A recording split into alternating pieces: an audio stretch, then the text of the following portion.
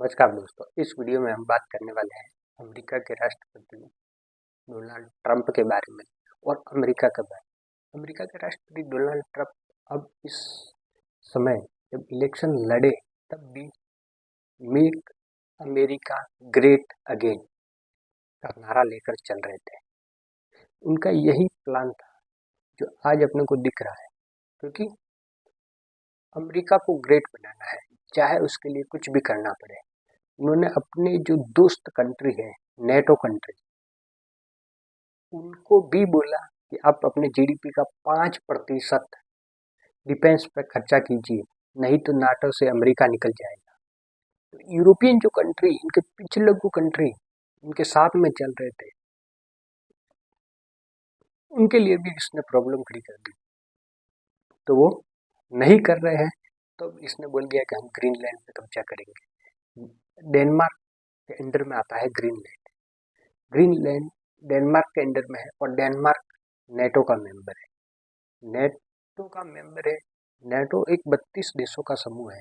North Atlantic organisation treaty है। ये किसी भी देश पे अटैक करेंगे तो ये नेटो कंट्री सारे मिलके उस देश पे अटैक करेंगे। लेकिन नेटो का मुख्य देश अमेरिका, वो ही किसी नेटो कंट्री के जगह पे कब्जा करने लगेगा, फिर नेटो को क्या औचित्य रहेगा। तो ये अमेरिका अब इसने अपनी फॉरेन पॉलिसी पूरी तरह से बदल दी है और जिसके साथ खड़ा है, इजराइल के साथ में खड़ा है। गाजा में इजराइल कुछ भी कर रहा है, उसको कोई परवाह नहीं है। तो डोनाल्ड ट्रंप ने अभी बोला है कि मुझे कोई अंतर्राष्ट्रीय कानून नहीं रोकता। अमेरिका के जो खिलाफ है अंतर्राष्ट्रीय कानून, उसको वो नहीं मानते। उसको सिर्फ रोकते हैं खुद की नैतिकता, मतलब डोनाल्ड ट्रंप की नैतिकता वो रोक रहा है। बाकी अंतर्राष्ट्रीय कानून या संयुक्त राष्ट्र संघ का कानून कोई भी अमेरिका को नहीं रोक सकता। संयुक्त राष्ट्र संघ का कानून तो वैसे ही नहीं रोक सकता, क्योंकि अमेरिका के पास में है वो वीटो पावर है। उसके खिलाफ में जो कोई भी प्रस्ताव आएगा उस पर वीटो कर देता है। अब वीटो भी करने की क्या जरूरत है। कोई किसी भी देश का वो अभी कैपेसिटी नहीं है कि वो अमेरिका के खिलाफ चला जाए। रसिया पहले जाता था, लेकिन अभी रसिया के कमजोर पकड़ कम, पकड़ वो कमजोर हो रही है। क्यों? क्योंकि खुद यूक्रेन के साथ में युद्ध में उलझा हुआ है और उसके जो साथी थे, आप देखिए अमेरिका में ट्रंप के आने के बाद में सीरिया में असद सरकार थी, वो रशियन समर्थक थी। तो उसने वहां पे टेररिस्ट जिसको घोषित कर रखा था, उसको सीरिया का राष्ट्रपति मान लिया और असद भाग करके रसिया चला गया। वो गवर्नमेंट गिरा दी। फिर वेनेजुएला पे कब्जा कर दिया। वेनेजुएला रसिया और चाइना समर्थक था, तो वहां पे भी सरकार को कब्जा कर लिया। अब नेक्स्ट ईरान का नंबर है। और पर्दे के पीछे से तो अमेरिका ने कितनी सरकारें गिराई है, चाहे बांग्लादेश हो, पाकिस्तान हो, मतलब गिराते रहते हैं। और ईरान के जो सुप्रीम लीडर है खामनेई, उनको भी ईरान छोड़ के जाना पड़ सकता है, क्योंकि अभी ईरान में बहुत प्रोटेस्ट हो रहे हैं। ये प्रोटेस्ट अमेरिका इनको हवा दे रहा है। अमेरिका ने बोला है कि प्रदर्शनकारियों पे गोलियां चलाई तो अमेरिका आएगा। तो इसको मतलब अमेरिका को इनको हटाना है, तो वहां पे ये कर रहा है। बाकी और उस पर एक ट्वीट कर देता है और अपना जिम्मेदारी खत्म समझता है। पता एक किया है जो 500% टैरिफ लगाने का बिल जो लेके आ रहा था सांसद, पर्सनल बिल, वो उसको मंजूरी दे दी है। उससे क्या होगा, ये बिल ये है कि मतलब जो रसिया से ऑयल खरीद रहे, उस पर अमेरिका 500% तक टैरिफ लगा सकता है। उसमें चाइना और इंडिया ही है। इन पे 500% तक टैरिफ की बात कही जा रही है। 50% तो इंडिया पे ऑलरेडी लगा हुआ है और 500% लगाने के लिए ये बिल लाया है। मतलब इंडिया को प्रेशर करने के लिए ये बिल लाया गया है, बाकी कुछ नहीं है। क्योंकि अभी इंडिया ने खरीदना कम कर दिया है रूस से, और अमेरिका से भारत तेल खरीदेगा, ये आप आने वाले दिनों में देखोगे।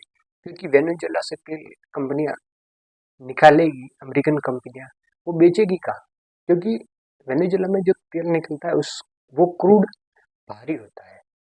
हर किसी रिफाइनरी मतलब वो टेक्नोलॉजी नहीं है कि वो इसको शुद्ध कर सके। तो इंडिया में जो रिलायंस की रिफाइनरी है वो उस भारी तेल को रिफाइन कर सकती है, तो वो जरूर खरीदेगी। रिलायंस की बातचीत भी चल रही है, क्योंकि रशियन जो क्रूड ऑयल है वो भी भारी होता है, तो उसको भी रिफाइन जामनगर की रिफाइनरी में किया जाता था। तो अब वेनेजुएला का क्रूड ऑयल भी रिफाइन किया जाएगा। और ट्रम्प क्या है, ट्रम्प को जो खुश कर देता है ट्रम्प उसके पक्ष में हो जाता है। जैसे पाकिस्तान ने खुश कर दिया उसको, मतलब नोबेल प्राइज के लिए भी नामित कर दिया था, और उसका क्रिप्टो करेंसी है उसको सारा पाकिस्तान ने उनको सौंप दिया। तो क्या है, आसिफ मुनीर और शहबाज शरीफ ये दोनों मिल करके पाकिस्तान पर बैठे हुए हैं, और डोनाल्ड ट्रंप उनको सपोर्ट करता रहे, इसलिए ये इसको खुश करने में लगे रहते हैं। डोनाल्ड ट्रंप ने अब साफ कर दिया है कि दुनिया अमेरिका के हिसाब से चलेगी। अब क्या पावर बैलेंस, पहले क्या है, अमेरिका किसी देश में आक्रमण के लिए घुसता था तो रशिया उधर से उसको बचाने आ जाता था, तो पावर क्या है बैलेंस हो जाता था। अभी रशिया कमजोर पड़ गया है तो पावर बैलेंस नहीं हो पा रहा है, तो एक ध्रुवीय दुनिया हो गई है। उसमें अमेरिका जैसे चाह रहा है, जिस देश पे चाह रहा है उसमें सैंक्शंस लगा रहा है, टैरिफ लगा रहा है, अटैक कर रहा है, हर तरह से मतलब अपनी मनमानी कर रहा है।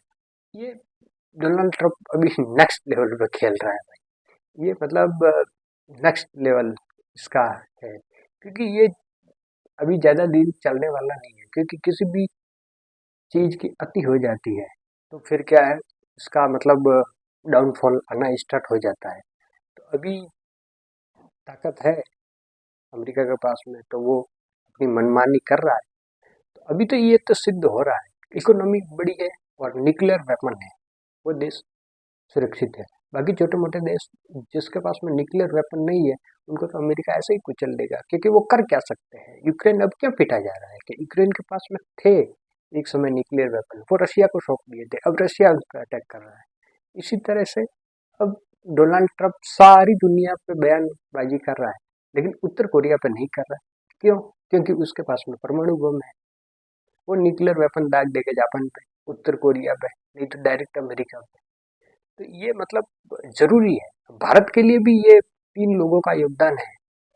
फर्स्ट इंदिरा गांधी का स्माइलिंग बुद्धा नाम से जो स्टार्ट किया था वो, और दूसरा पोखरण में अटल बिहारी वाजपेयी और एपीजे अब्दुल कलाम ने टेस्ट किए परमाणु परीक्षण। तो इस वजह से आज भारत को मतलब